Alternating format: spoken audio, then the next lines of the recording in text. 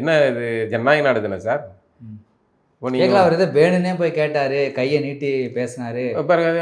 ஏன் ஆயிடுச்சேன்னு கேட்க தான் கார் டிரைவரை கேட்க தான் செய்வாங்க.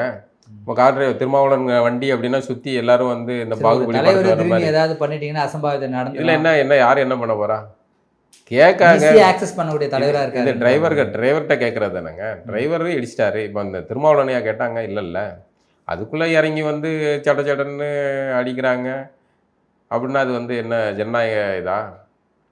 அடித்து அதுக்குள்ளே அவர் அங்கே உள்ளே தப்பி ஓடுறாரு, அங்கே உள்ளே போய் அடித்து அதில் அவர் மயங்கி கிடக்காரு. இதெல்லாம் போலீஸ் முன்னாடி தான் நடக்குது. அதே எல்லாத்துக்கும் சாட்சி வந்து போலீஸு ஊடகங்கள் எல்லாத்துக்கும் முன்னாடி தான் நடக்குங்க. இது எல்லாமே பார்த்தீங்கன்னா டிஜிபி அலுவலக வாசல் சொல்ல மாட்டாங்களா? இல்லை யார் மேலே? அதாங்க சொல்லணும்ல. போலீஸ் சொல்லுமா? டிஜிபி அலுவலக வாசலில் இல்லை, போலீஸை விடுங்க, ஊடகம் மீடியா ரிப்போர்ட்டர்ஸ் எல்லாரும் பார்க்க கண் முன்னாடி நடந்தது சம்பவம். ஏர்போர்ட் மூர்த்தி மீது விசிக குண்டர்கள் வந்து தாக்குதல் நடத்தினாங்க.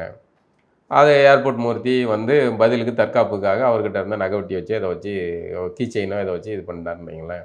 தற்காப்புக்கு செய்ய தானே செய்வாங்க. அடித்து அடி வாங்கிட்டு இருப்பாங்களா? அதை வந்து என்ன பண்ணீங்க? உங்களுடைய செல்வாக்கு வேங்க வெயிலில் காட்டாத வீரம், மற்ற பாதிக்கப்பட்ட அட்டவணை பிரிவினர் பாதிக்கப்படுறதில் காட்டாத வீரத்தை எல்லாம் வந்து ஏர்போர்ட் மூர்த்தி விஷயத்தில் காட்டினீங்க.